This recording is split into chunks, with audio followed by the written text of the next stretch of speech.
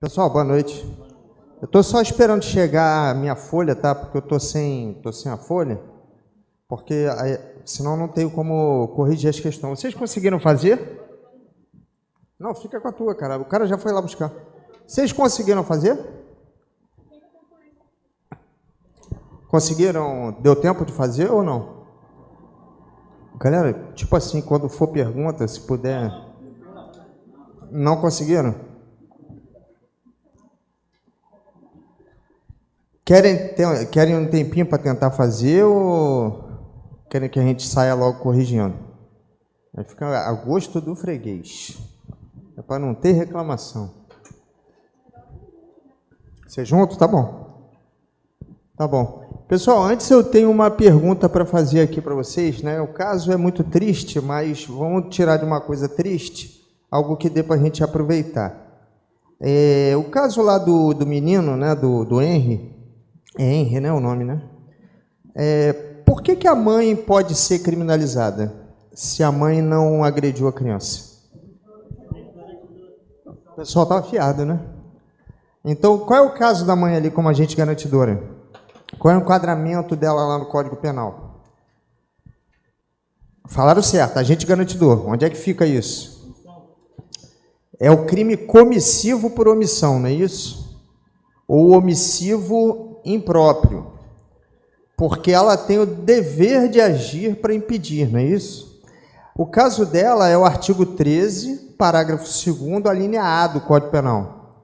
É aquele que tem por lei o dever de guarda, proteção ou vigilância.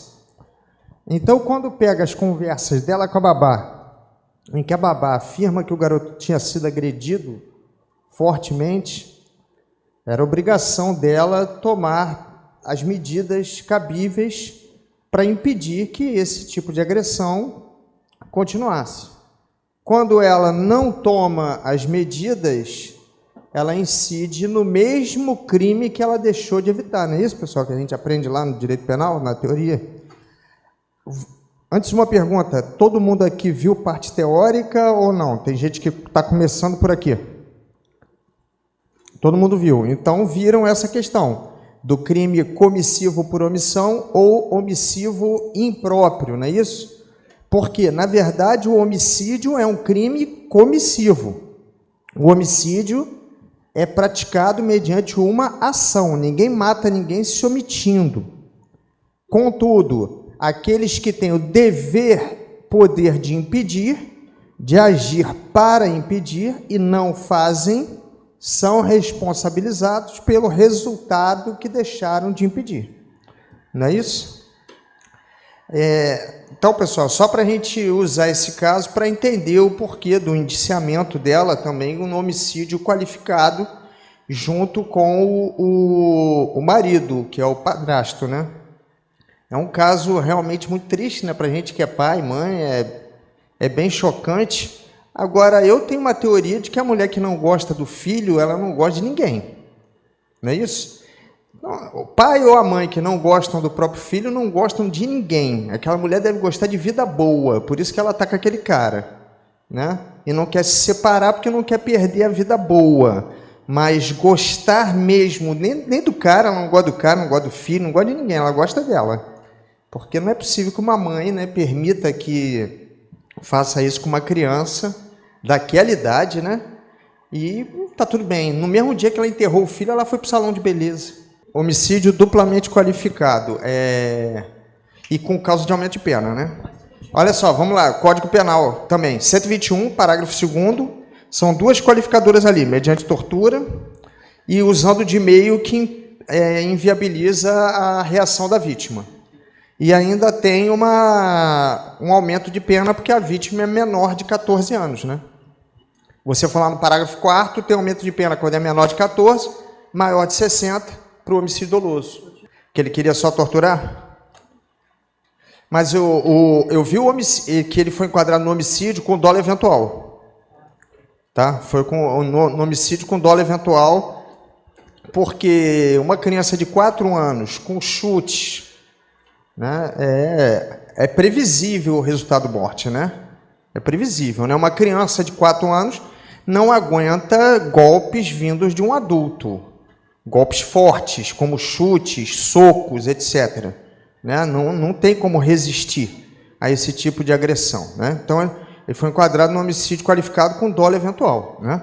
Ainda deve ser frouxo, porque se fosse com homem, ele não fazia isso.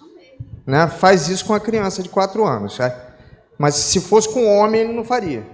Né? Porque normalmente esse tipo de gente é muito macho com quem não pode reagir. Mas vamos lá, pessoal, deixando nossa revolta de lado, vamos para as questões. Vamos lá, pessoal, questão 1. O conflito aparente de normas é o conflito que ocorre quando 2 ou mais normas são aparentemente aplicáveis ao mesmo fato. Há conflito porque mais de uma pretende regular o fato, mas é um conflito aparente, porque com efeito apenas uma delas acaba sendo aplicada à hipótese. O texto é do Fernando Capês. Com base no texto acima, nos princípios utilizados para a solução do conflito aparente de normas, julgue o item abaixo. Considere que Adolfo, querendo apoderar-se dos bens existentes no interior de uma casa habitada, tenha adentrado o local e subtraído telas de LCD e de forno de micro-ondas.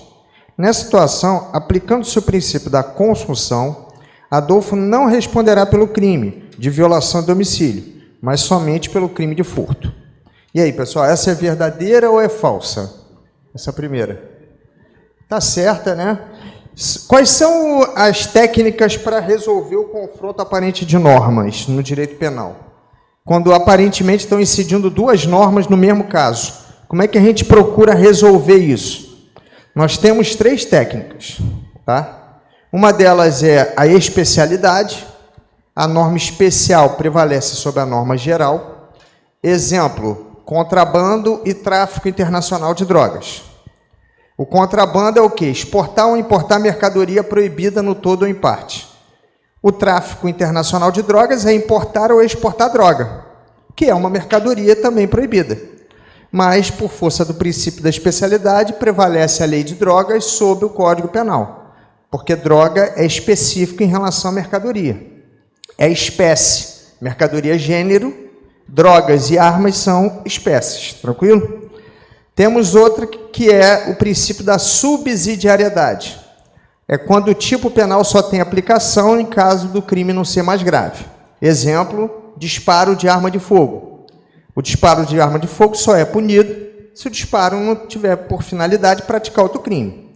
Então, aquele que dispara e mata alguém em via pública, por exemplo, ele vai responder somente pelo homicídio, e não pelo homicídio mais o disparo de arma de fogo.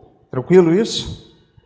E temos a técnica da consunção ou absorção, quando o tipo penal absorve o outro. No caso aqui da questão, pessoal, a gente tem que verificar o seguinte: se o crime meio é indispensável para o crime fim, tá? Se ele é necessário de acordo com o comum. Então, vejam bem, para subtrair algo que está na casa de uma pessoa, é normal ter que entrar na casa dessa pessoa, sim ou não? Sim, para subtrair algo que está no interior da casa, a regra de experiência nossa vai dizer que é necessário entrar. Então, esse crime meio é uma fase indispensável para o crime fim. O que ele realmente deseja? Furtar. Mas o que ele tem que fazer para furtar algo que está no interior da casa de alguém? Entrar na casa. Então, o crime meio é um ato indispensável. Estamos juntos? Então, ele não será punido pelo crime meio, mas o crime fim. Será punido exclusivamente pelo crime fim. Importantíssimo, anotem a súmula 17 do STJ, que é o verdadeiro exemplo de consunção. A súmula 17 do STJ, ela fala da falsidade absorvida pelo estelionato. Olha aqui, a falsidade absorvida pelo estelionato. Então, o que ele vai dizer? Que o falso, né? Ou seja, a falsidade material, ideológica, que visa obter indevida vantagem de alguém, ou seja, visa induzir alguém em erro para obter vantagem indevida, um falso bilhete de loteria que alguém vende, por exemplo, tá? um golpe que desses que os caras ligam dizendo que a pessoa foi contemplada numa ação e tem direito a receber tanto, mas para receber tanto tem que depositar antes tanto. Já viram falar desses golpes? Então, em todos esses casos aí, pessoal, o que nós temos? Uma falsidade. Só que essa falsidade se esgota no estelionato. O objetivo do cara não é praticar o crime de falso, o objetivo do cara é praticar o estelionato. Então, a falsidade é absorvida pelo estelionato porque é uma fase para o estelionato. Tranquilo isso, galera? Tudo bem? Diga.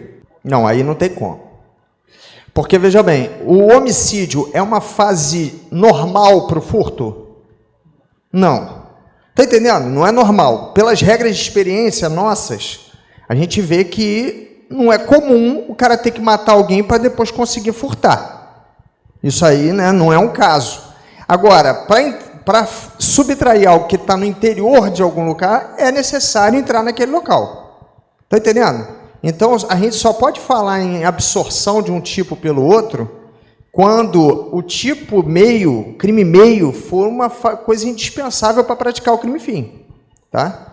Só assim, eu não tenho como falar que, olha, esse crime vai ser absorvido pelo outro, se ele não é uma fase normal de preparação ou de execução do outro. Tá? Vamos lá, pessoal, questão 2. O conflito aparente de normas é o conflito que ocorre quando duas ou mais normas são aparentemente aplicáveis ao mesmo fato. Essa aqui nós já lemos, né? Agora vamos para a questão em si. Considere que Alberto, querendo apoderar-se dos bens de Cícero, tem apontado uma arma de fogo em direção a ele, constrangendo-o a entregar a carteira e o aparelho celular. Nessa situação hipotética, da mera comparação entre os tipos descritos como crime de constrangimento ilegal e crime de roubo, aplica-se o princípio da especialidade, a fim de se tipificar a conduta de Alberto. E aí, pessoal? Oi? Errado. Por quê? Qual é o princípio aqui? Não. Qual é o princípio aqui do constrangimento ilegal com roubo? Ele tá comparando dois tipos aqui. Ele está comparando o artigo 157... versus o artigo 146. E está comparando dois tipos aqui. Oi? Não. Também não. Pessoal, consunção e absorção são a mesma coisa. Tá? Então, não é. Por quê? Pessoal, veja bem. O constrangimento ilegal, ele é um tipo penal totalmente diferente do roubo. Se você olhar lá o roubo, o verbo do roubo é subtrair. 157, o verbo do roubo é subtrair. Então, a conduta lá é subtrair. Qual é o método para subtrair? Uso de violência ou grave ameaça. Violência é lesão corporal, grave ameaça é ameaça 147. Esses dois é que estão sendo absorvidos pelo roubo. Estamos juntos? A ameaça e as lesões corporais estão sendo absorvidas pelo roubo, porque são fase de execução do roubo. Tranquilo isso? O constrangimento ilegal é algo completamente diferente. Se você olhar lá o 146 do Código Penal, o verbo lá é constranger. O que é constranger no direito? É obrigar alguém a fazer algo contrário à sua vontade. É constranger alguém a praticar um comportamento não exigido pela lei. Para tanto, usa-se de violência ou de grave ameaça. Estamos juntos aqui, pessoal? Então, percebam, o 146... não existe a intenção de subtrair nada ali, tá? Aqui nós não temos princípio nenhum, porque o constrangimento ilegal não tem nada a ver com roubo. Estão entendendo? São dois tipos completamente diferentes. Ele quis colocar na sua cabeça que no roubo tem constrangimento, mas o verbo do roubo não é constranger. O verbo do roubo é subtrair. Estão entendendo isso, pessoal? O verbo do roubo é subtrair. A vítima cede o bem desejado, tá? Simplesmente porque se ela não ceder, o criminoso ou concretiza a ameaça ou utiliza a violência com maior intensidade. Por isso que a vítima abandona o seu bem. Estão entendendo isso? Quando o cara aponta um revólver para você, uma pistola, e manda você tirar o relógio e entregar o relógio para ele, você tira porque você não tem alternativa, mas se você resistir, ele toma de você. Concordam comigo? Porque o bem que ele deseja no roubo está ao alcance dele, está à mão. Celular, tênis, carteira, cordão, aliança, o que quer que seja. O roubo, o bem está à mostra, está no campo de visão do criminoso. E se não for entregue voluntariamente pela vítima, o criminoso, toma. Tranquilo isso? Essa é a diferença. Tem um crime patrimonial, esse sim que a gente pode confrontar aqui. Mas não é o 157, é o 158, que é a extorsão. A extorsão a gente pode confrontar com o constrangimento ilegal. Porque os dois têm como verbo constranger. Estão entendendo isso? Olha lá. Constranger. Qual é o verbo da extorsão? Constranger. Qual é o verbo do constrangimento ilegal? Constranger. Verbo lá da extorsão. Constranger com violência ou grave ameaça para obter indevida vantagem. Então, ali, a vantagem não está ao alcance do criminoso. A vantagem é indireta, como, por exemplo, a necessidade de que alguém vá até o caixa eletrônico e saque dinheiro. Porque se a vítima não sacar, mesmo que o criminoso mate a vítima, ele não consegue obter a vantagem. Concorda comigo? Então, a gente poderia confrontar a extorsão com o constrangimento ilegal. Aí sim, caberia. Mas o constrangimento ilegal com o roubo não cabe, porque são tipos penais diferentes. Um, ele subtrai, ou seja, ele retira algo de alguém contra a vontade da pessoa, e no outro, ele obriga alguém a fazer algo que não quer. Estão entendendo isso, pessoal? Vejam bem, quais são os tipos penais no código que a gente tem constrangimento? O constrangimento ilegal, a extorsão, o estupro é constrangimento, olha lá, o estupro. Constranger. A pessoa não quer praticar o ato sexual, mas é constrangida com violência ou com grave ameaça a praticá-lo. Estão entendendo? A permitir que com ela se pratique o ato sexual. Então, ali você tem o verbo constranger. Oi? Sequestro não. Sequestro é privar alguém do direito de ir e vir. Olha lá no 148, isso não é privação de liberdade. Olha só, pessoal, vocês estão raciocinando constrangimento como um ato de diminuir, envergonhar alguém. Esse significado do verbo constranger até tem. Lá na lei de tortura você encontra.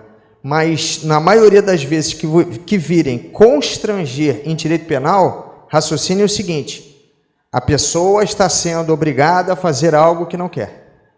Tá? Raciocinem dessa forma. Perfeito? No sequestro não é assim, porque o cara não faz nada. Eu chego, simplesmente pego ele. Oi? Uma das formas de constranger alguém é diminuindo a capacidade dessa pessoa de resistir. Porque se ele tiver plena capacidade de resistir, eu não consigo obrigá-lo a fazer o que ele não quer. Então veja o constranger, por exemplo, no estupro.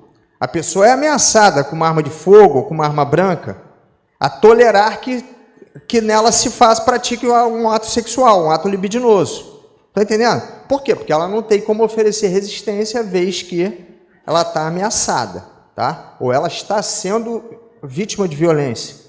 Por aí vai. Pessoal, entre esses dois crimes aqui, constrangimento ilegal e extorsão, ambos têm o verbo constranger.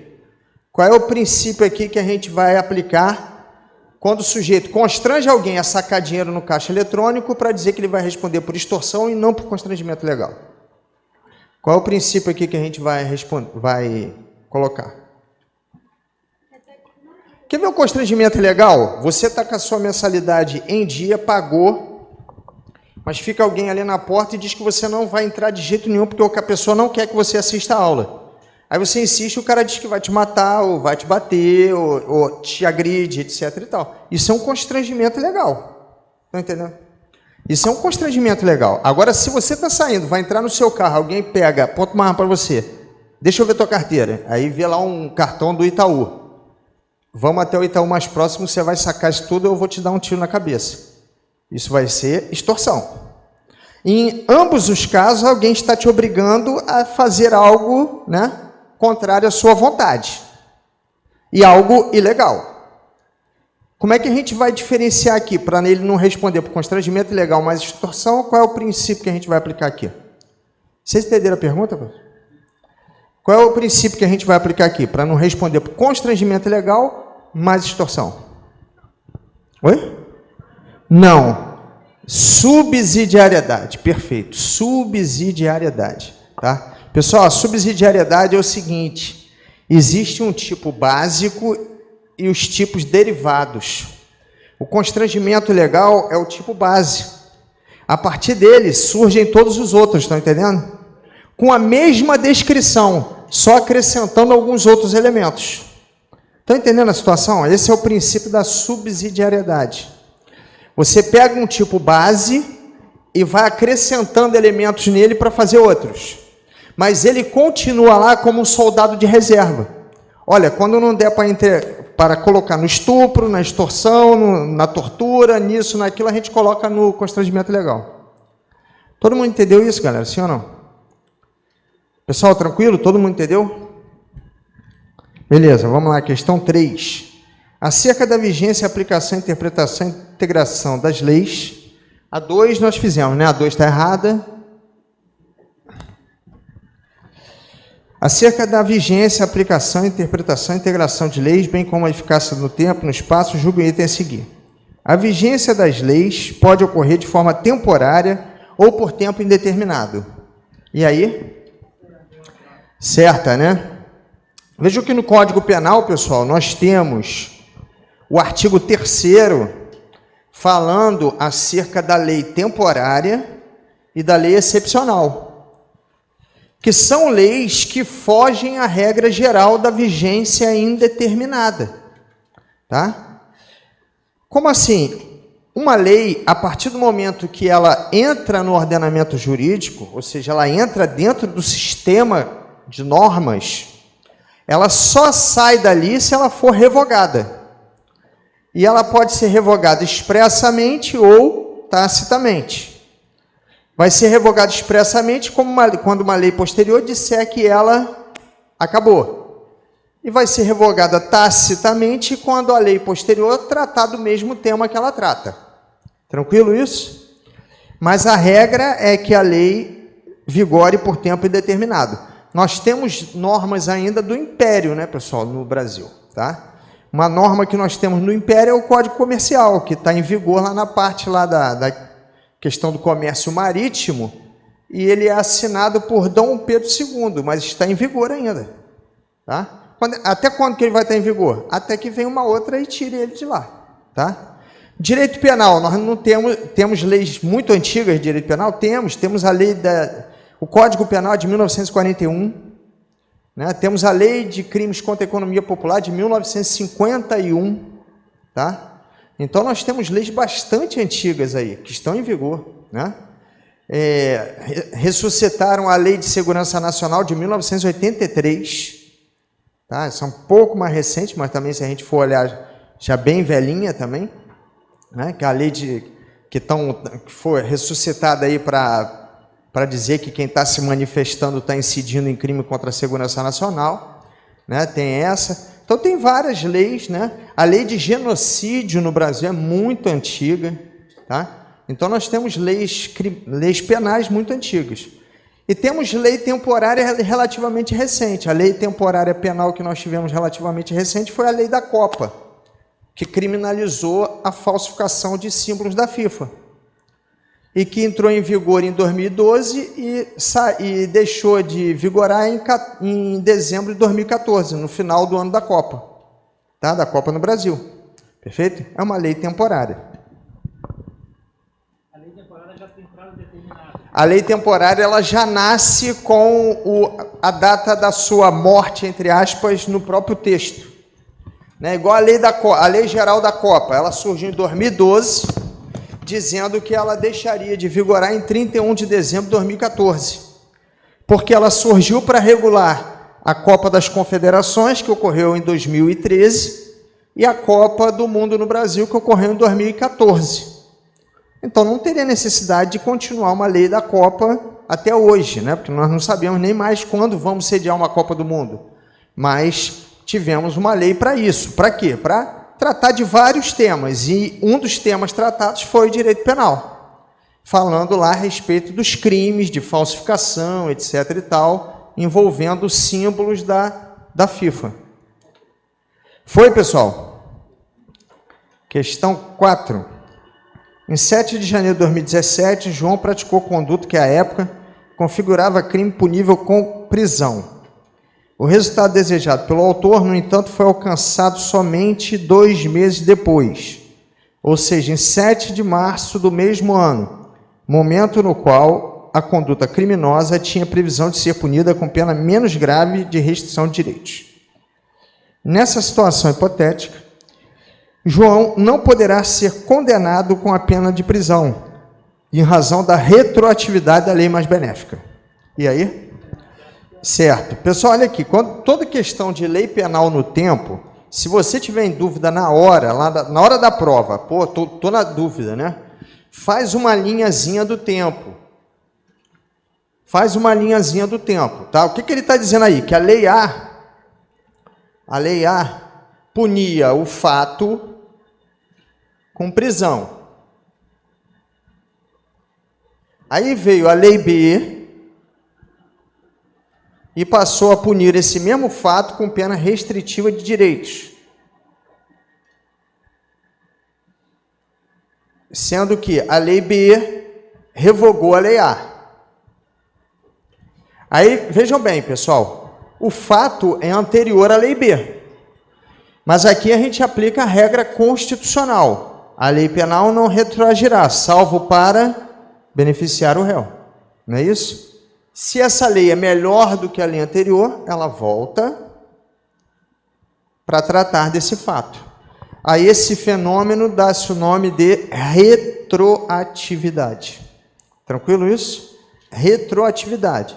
Fenômeno pelo qual a lei, fora do tempo do fato, retroage, volta no tempo para regular esse fato. Tranquilo isso?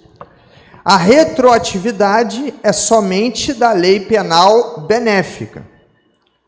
A ultratividade, esse fenômeno ultratividade, está tranquilo? Ultratividade é a lei já revogada continuar regulando o fato. A ultratividade é um fenômeno da lei penal benéfica, mas também um fenômeno da lei penal temporária e da lei penal excepcional. Está tranquilo isso, galera? Sim ou não? Gente, falem comigo, vai. Tá tudo bem? Pessoal, todo mundo? Em relação à aplicação da lei penal, os institutos do arrependimento eficaz do erro de execução julgam o item seguinte. Se um indivíduo praticar uma série de crimes da mesma espécie, em continuidade delitiva, e sob a vigência de 2 leis distintas, aplicar-se-á em processo contra ele a lei vigente ao tempo em que cessarem os delitos, ainda que seja mais gravosa. E aí? Pessoal, isso aqui é a súmula 711 do Supremo, tá? O CESP, vejam bem, o CESP, aqui é a súmula 711, que fala exatamente isso, tanto para o crime continuado, quanto para o crime permanente. Perfeito? Tanto para o crime continuado, quanto para o crime permanente, tá? Pessoal, olha só, importante, o CESP é uma banca que gosta de cobrar jurisprudência, tá? Na sua prova vai aparecer, ou em penal, ou em processo penal, ou em leis, algum entendimento mais recente desses aí, dessas coisas que estão surgindo por agora, tá? Súmula de aplicação da lei no tempo não tem súmula nova, até porque é um tema totalmente pacificado, então vai cair súmula antiga, só pode cair a 711. Mas de outros temas tem muitas novidades aí, tá? Então é bom ficar sempre ligado. Quem me acompanha lá no Instagram, eu sempre estou botando as coisas mais novas, né? Não sei se tem alguém aqui que me acompanha, mas eu sempre estou botando, né? Apareceu o julgado, eu boto lá para o pessoal olhar. Por que é importante, pessoal? Porque isso aparece em prova do CESP, tá? O CESP, não adianta você ficar lendo teoria, que não vai. O que é mais importante para o CESP? Lei seca e jurisprudência, tá? As questões saem daí. Lei seca, ou seja, tem que ler a lei seca, que é chatíssimo, mas eu não tenho dúvida que alguns desses crimes que foram alterados pelo pacote anticrimes vai cair a literalidade. Pode me cobrar. Furto. Oi? Furto, vai cair a letra da lei. Roubo, vai cair a letra da lei, porque teve mudança do pacote anticrime. Estelionato, vai cair também a letra da lei. Por quê? Porque teve mudança do pacote anticrime. Esses artigos tem que ler, não tem jeito, tem que pegar lá e ler, é chato, vai faltar concentração, mas aí é que está a diferença do candidato que passa e o candidato que não passa. Você ia perguntar alguma coisa? Não, era sobre conteúdo do pacote anticrime. O pacote anticrime, na parte de penal, as mudanças que foram muito significativas foram em 4 crimes, né, dentro do edital de vocês. Lá no homicídio, que teve algumas inclusões lá relativas ao feminicídio, algumas coisas ali. Feminicídio é um tema sempre forte para cair em prova, porque está sempre na moda, infelizmente. Furto, roubo e estelionato. Foram onde a gente teve as principais, né, acréscimos no ano de 2020. O homicídio, se não me engano, não foi nem o pacote de anticrime, mas foi também no ano de 2020 que nós tivemos mudança. E na parte geral, tivemos mudança lá no artigo 25, que fala da legítima defesa. Temos agora um parágrafo único no artigo 25, que fala da questão do atirador de elite, do caçador sniper, para o americano. É o tiro de neutralização. Está lá agora como um adendo da legítima defesa, estão entendendo? Mas é um adendo específico, então é bom conhecer o texto. Por quê? Porque pode aparecer na prova exatamente o texto. Tá? Vamos lá, pessoal, questão 6. A lei mais benéfica deve ser aplicada pelo juiz quando a prolação da sentença, em decorrência do fenômeno da ultratividade, mesmo já tendo sido revogada a lei que vigia no momento da consumação do crime. E aí? Verdadeiro, né? Então, vejam bem, aqui é outro caso, pessoal. Aqui ele está mudando, né? Aqui ele está dizendo que essa lei agora é melhor do que essa. Se essa lei, na hora aqui da sentença, tá? Se a lei B é pior do que a lei A, melhor dizendo, tá? A lei A vai continuar regulando o fato, mesmo já tendo sido revogada. Uma lei ser aplicada a um fato, mesmo já estando revogada, chama-se isso de ultratividade. Tá tranquilo isso? Pelo princípio da irretroatividade da lei penal, não é possível aplicar a lei posterior a fato anterior à edição desta. É exceção ao referido princípio a possibilidade de retroatividade da lei penal benéfica, que atenue a pena ou torne atípico o fato, desde que não haja trânsito em julgado da sentença penal condenatória. E aí? Pessoal, está errado, tá? Artigo 2º do Código Penal, tá? Se já houver sentença condenatória transitada em julgado, o que desaparece com a lei posterior que torna o fato atípico, por exemplo? O que acontece? Está lá, galera, no artigo 2º. O que acontece lá? Desaparece o quê? Da condenação. Ninguém vai responder? Vamos lá. Desaparecem o quê? Os efeitos penais da condenação. Tem sempre alguém que sabe, mas a pessoa fica acanhada, né? Então, olha aqui. Desaparecem todos os efeitos penais da condenação. Isso já apareceu no CESP também. Só desaparecem os efeitos penais. Por quê, pessoal? Você estudou lá no direito administrativo que a sentença penal ela influencia no processo administrativo, não tem isso? Então, vejam bem, a sentença criminal, né, transitada em julgada, tá, ela vai influenciar no processo administrativo, seja por bem, seja por mal. Perfeito? Agora, percebam, se o fato se tornar atípico para o direito penal, isso não significa que ele se tornou atípico para o direito administrativo. Pode continuar sendo uma transgressão para o direito administrativo. Tranquilo isso? Pode continuar sendo uma infração administrativa. Então, por isso que só desaparecem os efeitos penais da condenação. Tranquilo isso, pessoal? E os efeitos penais são aqueles exclusivamente relacionados com o direito penal. Ou seja, tem que cumprir a pena, maus antecedentes, perda da primariedade. Isso é que são os efeitos penais. Tá? Os demais, esses efeitos desaparecem. Agora, os demais são mantidos. E quem é que aplica a lei mais benéfica depois do trânsito em julgado? Quem é que aplica? Trânsito em julgado, o cara está cumprindo pena lá e deixou de ser crime aquilo. Oi? Súmula 611 do STF, juiz da execução penal. Então, olha aqui, o cara está cumprindo pena de 6 anos por tráfico cuja substância era cannabis, maconha. Aí vem a Anvisa e retira a cannabis da lista de substâncias ilícitas. Como temos uma norma penal em branco, isso repercutiu diretamente no crime. A prática foi descriminalizada. O que esse cara vai pleitear? Que a pena dele seja extinta.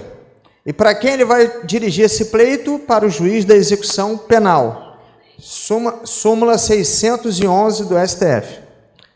Estamos juntos, pessoal? Qual é o erro dessa questão aqui?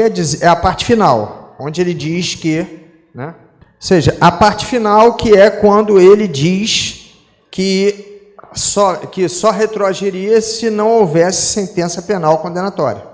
Tá? Essa parte aí é falsa.